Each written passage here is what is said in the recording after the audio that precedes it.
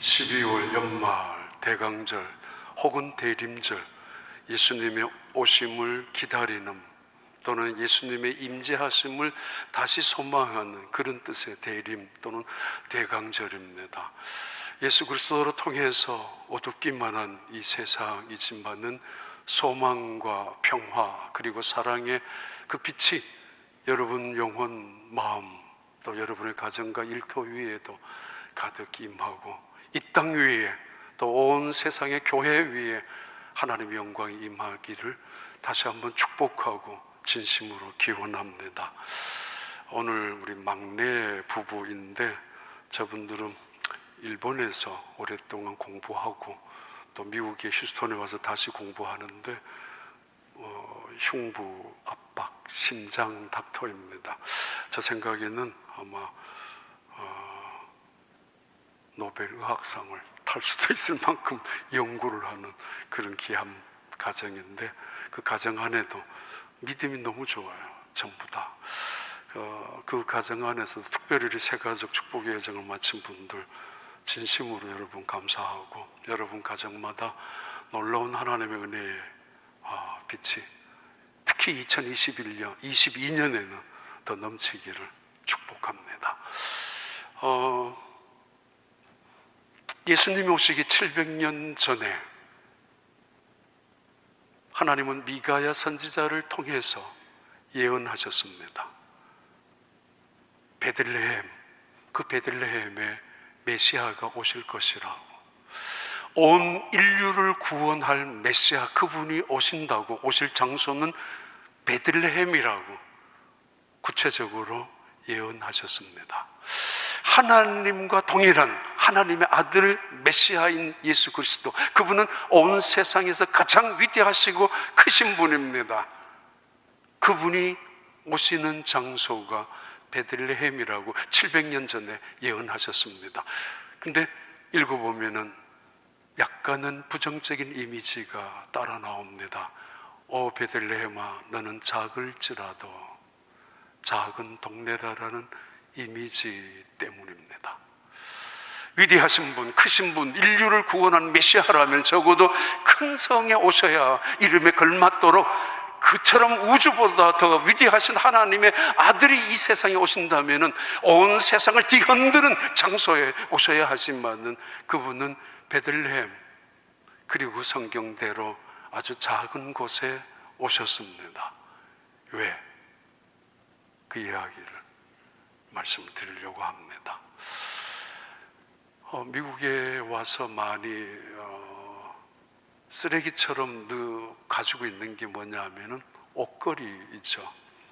세탁소에서 늘 옷걸이를 많이 가지고 오는데 나중에는 버리기도 하고 모았다가 다시 되돌려 주기도 합니다만은 이런 이야기가 있죠. 고참 옷걸이가 막 들어온 신참, 막 들어온 그 새 옷걸이들을 모아놓고 이렇게 이야기를 했습니다. 잔소리처럼 조언을 했습니다. 너희들 어떤 옷이 너희들 옷걸이에 걸쳐지더라도 착각하지 말라고. 너희는 옷걸이라고.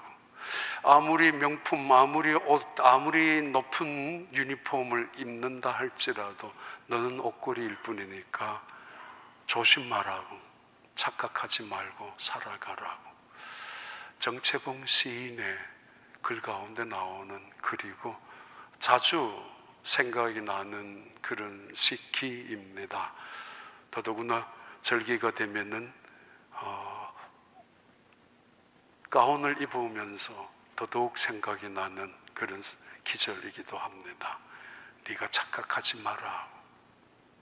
그리고 너가 너의 가지고 있는 분수를 잃어서는 안 된다고. 더 중요한 것은 그럼에도 목사라는 직책은 옷걸이의 문제만이 아니라 말씀을 전달해야 하는데 말씀을 전달하는 통로가 그 목회자의 인격이나 그 목회자의 영성이나 목회자의 삶을 통해서 함께 전달되기 때문에 때로는 고민이 될 때가 있고 부끄러울 때도 있죠. 그러면서 30년 이상 이 자리에 서 있다는 사실에 고맙기도 하고, 하나님의 예언입니다. 베들레헴에 예수가 태어나실 것이라고 700년 전 예언은, 미가야 선지자를 통해서 들려졌던 그 예언은 700년 정도, 약 700년 후에 베들레헴에 예수님이 그곳에서 마리아에 의해서 출생하셨고 그 예언은 성취가 되었습니다. 늘 말씀드립니다만 하나님은 말씀하시는 분입니다. 그리고 그 말씀하신 대로 반드시 이루시고 성취하시는 분이 하나님이십니다. 우리는 그렇게 못합니다. 능력도 없고 재주도 없지만은 수없이 시건하고 변개하고 바꾸기도 하고 말을, 그렇지만은 하나님은 말씀하시는 분입니다. 우리는 듣는 사람들입니다. 왜냐하면 그 말씀대로 하나님은 반드시 이루어 가시기 때문이고, 이루어 가신다는 그 말씀 속에는 예언이지만 때로는 심판도 있고 때로는 구원도 있고 때로는 성공, 승리도 있고 때로는 패배도 있기 때문입니다. 첫 번째 의미이죠. 작을지라도 작은 동네 베들레헴. 신명기 7장 6절에서 8절의 말씀입니다. 너는 여호와 내 하나님의 성민이라. 내 하나님 여호와께서 지상 만민 중에서 너를 자기의 기업으로 백성으로 택하셨나니, 여호와께서 너희를 기뻐하시고 너희를 택하심은 너희가 다른 민족보다 수요가 많기 때문이 아니니라. 너희는 오히려 모든 민족 중에 가장 적으니라.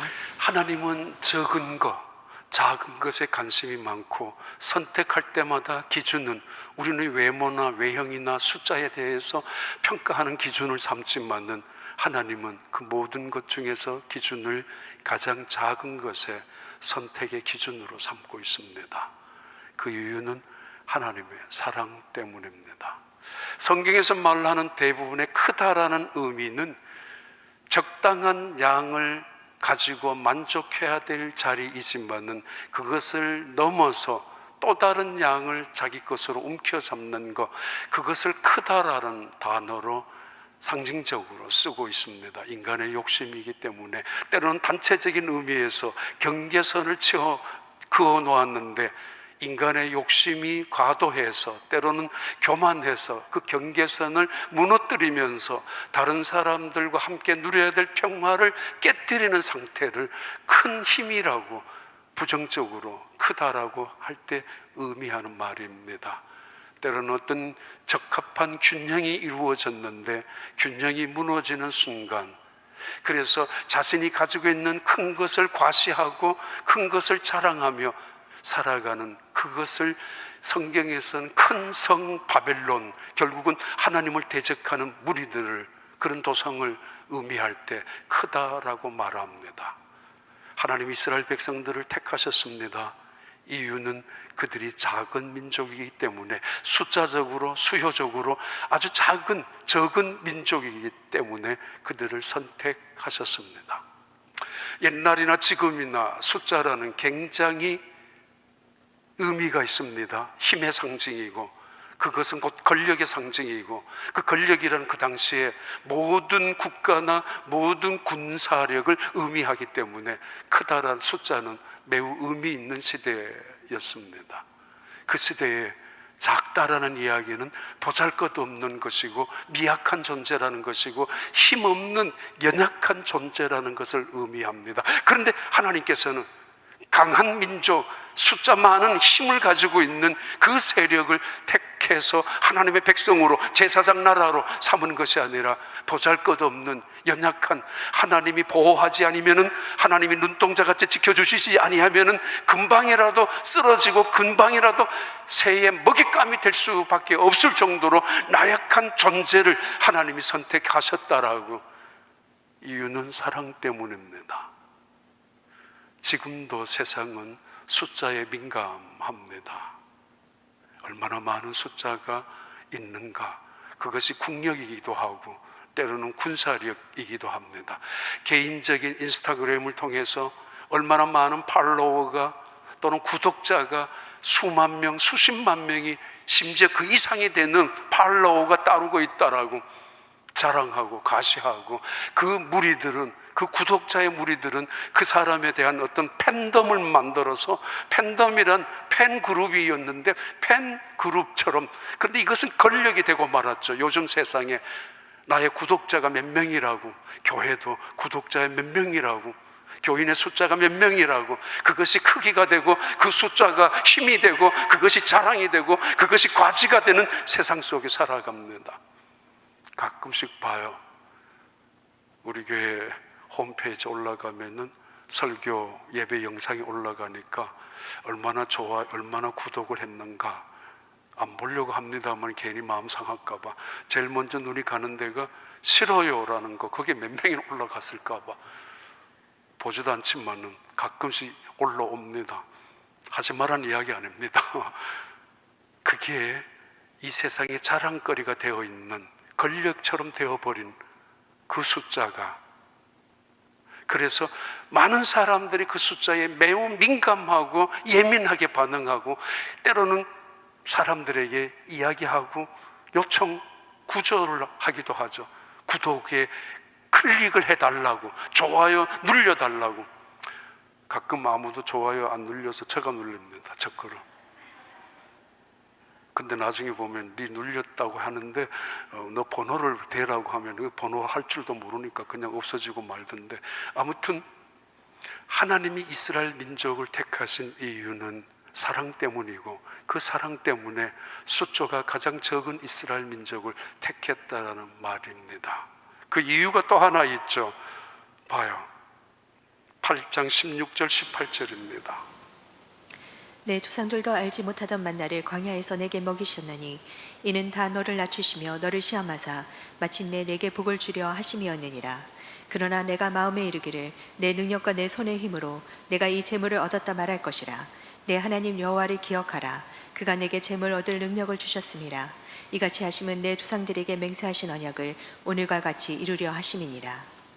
1936년 1월 달에 영국의 조지 5세 국왕이 사망하면서 그의 맏아들이었던 에드워드 8세가 왕위를 계승합니다. 1936년 1월 달입니다. 그로부터 영국 국민들은 매우 불평을 하기 시작했습니다. 국민의 자존심을 건드렸기 때문입니다.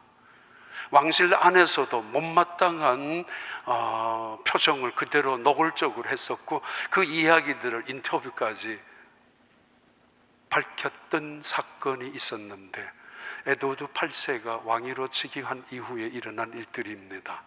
볼드윈이라는 그 당시 영국 수상도 이 사건, 이 사실에 대해서 거부하면서 총내각 사퇴라고 으름장을 놓으면서 왕위 퇴위를 주장하기도 했습니다. 오래전에 이야기 드렸지만은 에드워드 8세가 그 당시 심슨이라는 여자와 결혼했기 때문입니다. 심슨 부인이라고 흔히 불려지는 이 여자, 미국 필라델피아에서 결혼했다가 실패하고 영국으로 건너가서 사교교회에 왔다 갔다 하다가 왕자의 눈에 띄고, 그래서 결혼 연애까지 하다가 결혼을 했었던 이 사건 때문에 영국 국민은 자존심이 떨어질 때까지 떨어지고야 말았습니다. 그리고 왕실도 불쾌하기 짝이 없었습니다. 이거는 아니라고, 둘 중에 하나를 하라고, 왕위를 내놓든지 아니면 여자를 버리든지 하라고. 1936년 12월 달에 크리스마스를 얼마 앞둔 어느 날에 BBC 국영방송이 왕이었던 에드워드 8세의 국민 담화 발표가 있다라고 예고가 했었고, 많은 백성들이 그 왕의 담화문을 들으려고 TV 앞에 모였습니다. 에드워드 8세가 담화를 이렇게 시작했습니다. 존경하고 사랑하는 영국 국민 여러분, 저는 오늘부로 왕위를 포기할 것입니다. 나는 내 사랑하는 아내 심슨 부인 없이는 내가 이 왕위를 임무를 수행할 수 없기 때문입니다. 그리고 나는 그 여인을 사랑하기 때문에 왕위를 포기합니다. 결국 왕위에 내려온 에드워드 8세, 그의 동생이었던 왕자가 다시 조지 6세로 왕위로 계승되었고, 나중에 그분이 지금 있는 엘리자베스 여왕의 아버지였지만 나중에는 잘 되었다고 했지만, 아무튼 그 당시에 혼란스러웠던 일이 있었습니다. 결국 두 사람은 프랑스로 건너가고 파리 근교회에서 조그마한 교회에서 결혼식을 했습니다. 꽤 오랜 시간 후에 여러 기자들이 심슨 부인에게 찾아갔죠. 물론 다른 이야기도 많이 있지만 찾아가서 물었습니다. 행복합니까? 행복합니까? 그때 심슨 부인이 대답했었던 이야기였습니다. 아니, 행복 말고 내가 다른 생각할 겨를이나 있나요? 내가 다른 생각을 할 틈이 있나요? 그 왕이 나를 사랑해서 나를 선택했는데, 그래서 나를 위하여 왕위를 포기했는데, 대영 제국 그 당시에 물론 못마땅한 그 왕자의 언행도 또 품행도 있었습니다만은, 하여튼 그 대영 제국을 포기하고 나를 택했는데 내가 무슨 겨를이 있겠습니까? 하나님께서 이스라엘 민족을 선택하신 이유 중에 하나였죠. 힘 있는 사람 선택하면 그 힘이 지 힘인 줄 알고, 숫자 많은 사람 선택하면 그 숫자만 믿고 살아가다가 모든 것 자기가 했는 줄 알고 있지만은, 힘없는, 숫자도 없는, 보잘것없는, 누구한테도 사랑받지 못했던 그 존재를 선택했을 때 그들은 오직 하나님만 바라보고 하나님만 의지하고 감사할 거라고 믿었기 때문입니다. 그것이 하나님의 사랑이었습니다. 예레미야를 통해서 하나님께서 말씀하셨죠. 이스라엘 백성들, 그들이 떠나온 자리를 돌아보게 하라고.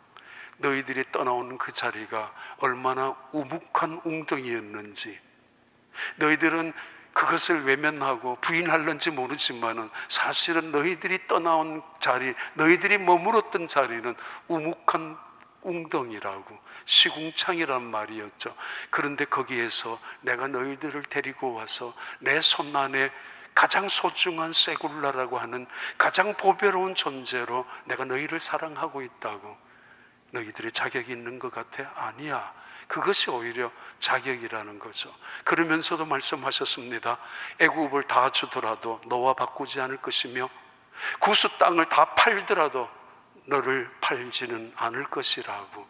너는 내 눈에 넣어도 아프지 않는 이스라엘 민족이라고. 하나님의 사랑, 그 하나님의 사랑은 작은 것에 있었고 적은 숫자에 있었던 의미를 말합니다. 또 하나, 하나님의 그 선택, 또는 하나님이 그들에게 작다라고 하는 표현은 이런 것입니다. 사무엘상 15장 17절이죠.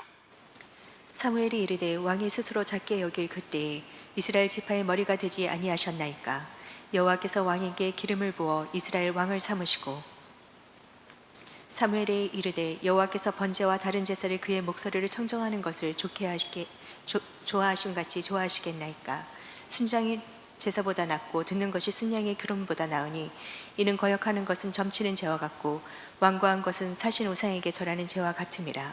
왕이 여호와의 말씀을 버렸으므로 여호와께서도 왕을 버려 왕이 되지 못하게 하셨나이다 하니, 하나님의 속성이죠. 고아와 가부와 나그네와 불쌍하고 연약하고 소외된 자들에 대한 하나님의 속성, 그것이 기독교의 핵심이며, 그리고 더 나아가서는 성탄절에 돌아봐야 될 메시지 중에 하나입니다. 또 하나, 하나님의 속성은 겸손한 자에게 주목하고 관심이 많습니다. 사울 왕, 그가 처음에 왕이 될 때 스스로 작게 여길 때, 이때 작게 여긴다라는 것은 자기 스스로가 가벼이 여긴다는 것입니다.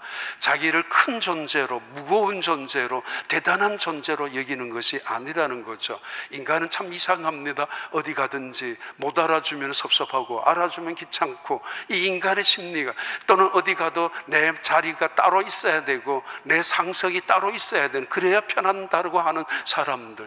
사울 왕 봐요. 스스로 그가 처음에 작게 여겼을 때에 하나님은 그를 왕으로 세워주셨습니다. 그때 그는 작은 자가 아닙니다. 베냐민 지파 중에서도 키가 대단히 커서 외모로도 훌륭한 사람이었고 준수한 사람이 사울 왕이었고, 그리고 이웃의 아픔, 동족의 아픔을 눈여겨보다가 혼자 나가서 적군과 싸우기도 한 용감한 용기 있는 사람이 사울이었고, 때로는 아버지의 마음에 효도하기 위하여 온통 노력을 했었던 사람이 사울이었습니다. 그럼에도 왕을 세우려고 할 때 사무엘이 그를 찾을 때 그는 도망 다녔습니다. 나는 못한다고, 나는 그런 자격이 없다고, 나는 그럴 힘도 없다고 무서워서 숨었던 사람이 사울이었습니다.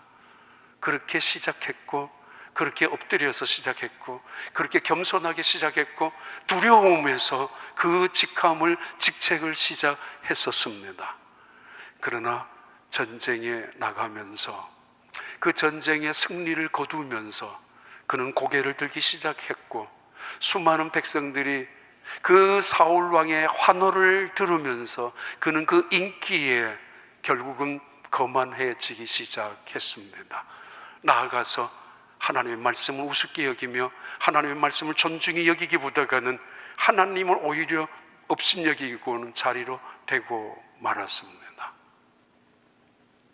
처음에는 엎드려서 시작했던 신앙생활, 나중에는 이상하게 거만하게 나타나는 신앙이 있을 수도 있습니다.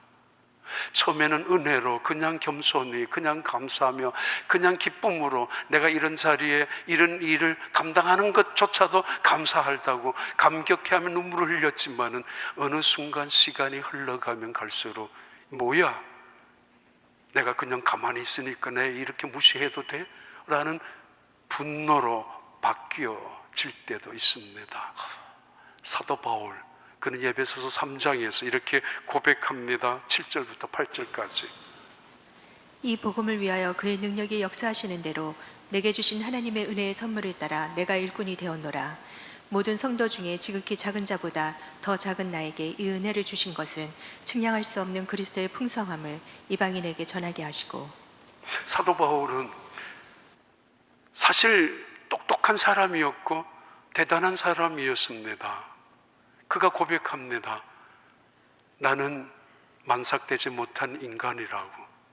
그가 고백합니다.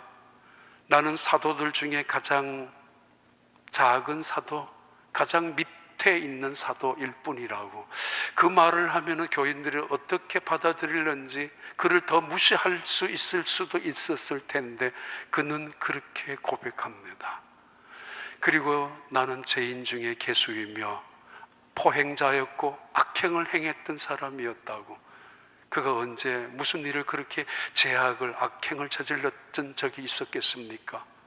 스데반 죽이는 일에 앞장섰지만은 그 일은 하나님에 대한 열심이었지 개인적인 사건은 결코 아니었습니다. 바리새인으로 살아갔었던 그는, 바르게 살아가려고, 말씀대로 살아가려고 몸부림쳤던 그가 그렇게 고백합니다.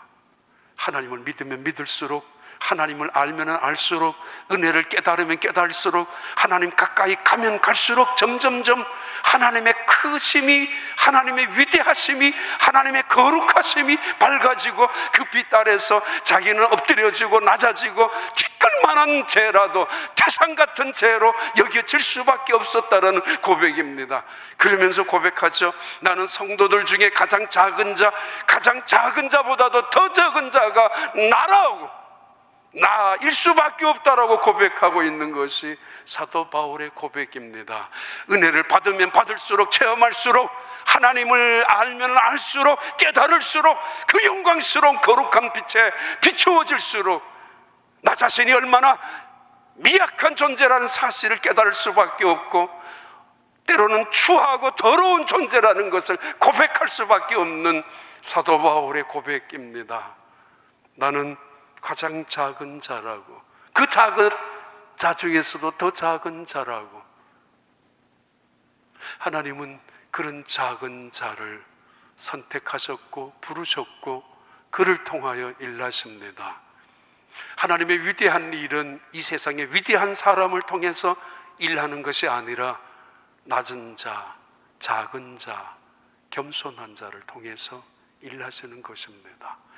하나님의 역사란, 하나님의 놀라운 일이란 언제나 하나님 앞에 순종하는 사람, 바로 순종은 자기 스스로를 하나님 앞에 쳐서 복종시키는 사람, 겸손한 사람을 통해서 일하시는 것입니다. 그 유명한 앤드류 머레이의 이야기죠. 겸손이란 억지로 자기를 다른 사람 앞에 낮추는 모양을 내는 것이 아니라고, 억지로 자기의 욕심을 또는 교만을 깨트리는 것만이 아니라 겸손이란 하나님의 주권 앞에 복종하는 것이고, 하나님의 영광 앞에 자기를 내려놓는 것이고, 하나님을 높이는 일에 나를 낮추는 것이 겸손이라고. 그래요. 짐 콜린슨이라는 유명한 작가가 있죠. 세상에서 성공한 사람들의 반 이상은 겸손한 사람이라고 공통점이 있다고, 그들에게. 내가 나를 낮춘다는 이야기는 하나님이 크게 보인다는 사실이고, 내가 나를 높인다는 이야기는 하나님이 작아진다는 것을 의미합니다. 작다. 베들레헴이 작은 곳이었는데요, 하나님은 작을지라도 베들레헴의 그를 선택하신 이유는 하나님은 작은 것에, 적은 것을 사랑하시고 작은 것을 통해서 일하시는 분이기 때문입니다. 그래서 작은 곳 베들레헴에 오셨고, 그래서 작은 일들, 오병이어 어린 나이의 손에 있는 아무것도 아닌 맹물 같은 물, 그걸 통해서 포도주로 작은 사건을 통해서 일하시는 분, 그리고 작은 사람들, 스스로 작게 여기는 사람들, 어부들을 통해서 일하셨던 분이 이 세상에 오셨던 예수님이시기도 하셨습니다. 세 번째, 이 작다라는 의미는 오늘 본문에 나오는 미가서 5장 2절부터 한번 읽어보시겠어요? 5절까지. 베들레헴 에브라다야, 너는 유다 족속 중에 작을지라도 이스라엘을 다스릴 자가 내게서 내게로 나올 것이라. 그의 근본은 상고에 영원히 있느니라. 그러므로 여인이 해산하기까지 그들을 붙여두시겠고, 그 후에는 그의 형제 가운데에 남은 자가 이스라엘 자손에게로 돌아오리니, 그가 여호와의 능력과 그의 하나님 여호와의 이름의 위엄을 의지하고 서서 목축하니 그들이 거주할 것이라. 이제 그가 창대하여 땅끝까지 미치리라. 이 사람은 평강이 될 것이라. 아수르 사람이 우리 땅에 들어와서 우리 궁들을 밟을 때에는 우리 7 목자와 8 군왕을 일으켜 그를 치리니. 오 베들레헴, 리틀 타운 오브 베들레헴. 작을지라도, 그러나 하나님은 작은 것을 사랑하시고 또는 작은 자를 통해서 일하시는 하나님. 그렇죠. 교만은 넘어짐의 선봉장이요, 거만함은 무너짐의 앞잡이라고. 그러나 겸손은 존귀함의 선봉장이라고 말씀하셨지 않습니까? 오 베들레헴 에브르다야. 이 베들레헴 너무도 잘 나는 것이죠. 벳이라는 것은 집이라는 말입니다. 그래서 베델 같으면 하나님의 집을 의미합니다. 그 벳, 그리고 이 레헴이라는 말은 떡이라는 말이죠. 그냥 떡집이라는 말이었어요. 그냥 그리고 이 에브라다라는 말을 하나로 만드는 이유가 있다면은, 에브라스란 말은 열매를 맺다, 풍성한 열매, 좋은 열매가 있다라는 것이죠. 이 에브라다, 하나님이 예언한 그 말씀은 반드시 성취가 될 것이라는, 마치 살구나무의 예레미야의 예언을 보여주셨듯이 보여주시는 예언의 말씀이죠. 베들레헴 에브라다야, 너는 하나님의 말씀이 있는 곳, 그리고 그 말씀이 꽃을 피우고 열매를 맺는 곳이 아니냐. 작을지라도, 그런데 다시 반전이 시작됩니다. 너는 작을지라도, 그러나 너에게서 나올 자는 이스라엘을 다스릴 자요, 너에게서 나오는 자는 평강의 왕이 될 것이라고. 너에게서 나올 자는 반드시 바로 하나님의 능력을 덧입고 하나님의 이름을 위엄 삼아서 이 땅에 나타날 것이며, 그리고 그는 왕으로 군림하는 것이 아니라 양떼를 다스리는, 양떼들을 먹이는 목자로 이 땅에 오실 것이라고. 그리고 그의 이름은 결코 작지 아니하고 온 세상 끝까지 이르게 될 것이라고 예언합니다. 베들레헴, 그 땅만이 작은 것이 아니라 작은 땅 중에서도 말구유에 예수님이 오셨던 그 예수님의 탄생, 지도 한번 봐요. 이 베들레헴이라는 곳은 예루살렘에서 불과 5마일 정도 떨어지지 않았습니다. 지도마다 나올 때에 남쪽 유다 지형에서 100개의 도성을 지형적으로 이름을 밝히고 있다 할지라도 그 100개 도성 안에, 지도 안에 명칭이 들어갈 수 없을 만큼 작은 동네가 베들레헴이었습니다. 그렇게 작은 베들레헴, 그 중에서도 말구유. 그런데 하나님은 이 예수를 거기에 태어나게 하시고 온 세상의 땅끝까지 2000년이 지난 지금까지도 그 예수의 이름이 온 세상에 영향을 미치고 있는 사람으로 태어나게 하셨고 만들어 가셨고, 지금도 역사는 그렇게 움직여지고 있습니다. 하나님이 일하시는 모양입니다. 소알이라는 단어인데 하나님의 나라를 신비롭게 이루어 가시는 방법입니다. 누가 말구유를, 누가 베들레헴을 기억이라도 주목이라도 관심이라도 했겠습니까? 아무도 관심이 없어서 목동들이 찾아와서 천사들의 노래를 불렀던 적이 있었을 만큼 예루살렘의 사람들 누구도 주목하지 않았고 관심도 없었습니다.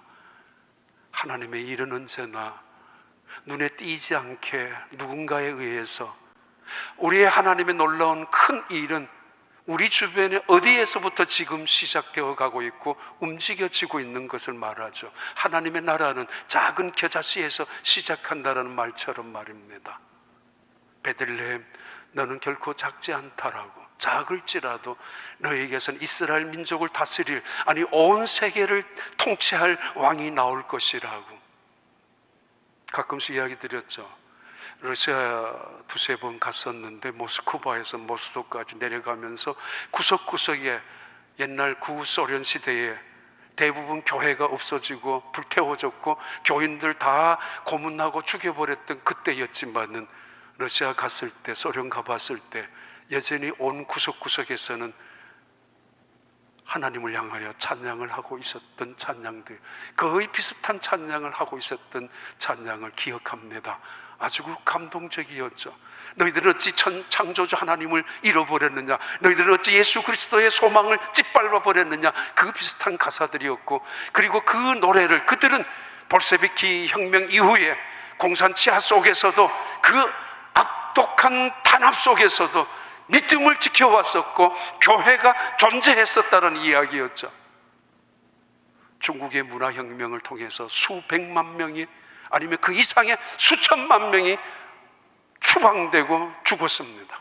교회가 폐쇄가 되었고 교세가 불질러 짐을 당했고 교인들이 다 고문 속에서 죽어갔던 그때에도 지금 중국에 1억이나 가까운 교인들이 있다는 거 아십니까? 지하 속에서 여전히 하나님을 부르고, 지하 속에서 그 탄압 속에, 위협 속에서도 여전히 그렇게 교회를 짓밟아 나왔었지만은, 그러나 지난 2000년 동안 교회는 짓밟혀오면서도, 죽임을 당하면서도 여전히 교회는 존재해 왔습니다. 교회의 생명력, 교회의 복음의 역사, 교회의 예수 그리스도의 은총, 하나님의 영광, 인간이 짓밟는다고, 인간이 그 이름을 지워버린다고, 인간을 십자가를 띄워내린다고 없어질 교회가 아니라는 이야기죠. 그렇다고 죽을 하나님이 아니라는 이야기죠. 아니, 그렇다고 이 세상에 없어질 예수 그리스도가 아니라는 말입니다. 여전히 예수님은 가장 작은 곳 베들레헴, 마치 겨자씨 같은 하나님의 나라로 시작했지만은 여전히 온 세상에 희망은 예수 그리스도 외에는 없지 않습니까? 어디에 있어요? 누가? 어디가?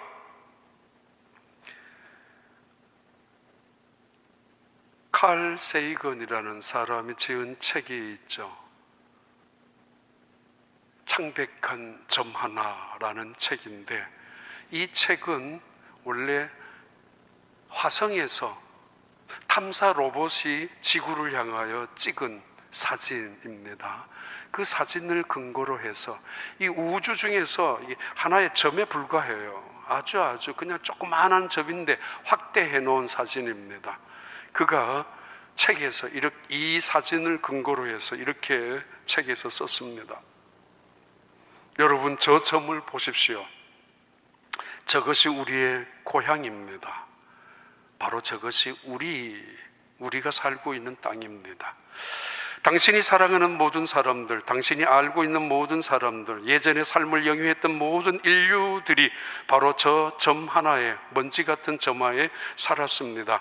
우리들이 갖고 있는 기쁨과 고통이라는 것, 수없이 많은 수많은 종교들, 이념과 경제정책, 또는 수많은 사냥꾼과 약탈자, 영웅과 비겁자, 문명의 창조자와 파괴자, 왕과 농부, 사랑에 빠져있는 젊은 연인들, 아버지와 어머니, 희망에 찬 아이들, 희망에 버려진 아이들, 수많은 도덕군자들, 부패한 정치인들, 슈퍼스타들, 최고의 지도자들, 인류 역사 속에 수많은 성인과 그렇지 못한 사람들, 죄인들, 여기 저 먼지 같은 속에 티끌 위에 살다가 죽어간 땅이 저곳입니다.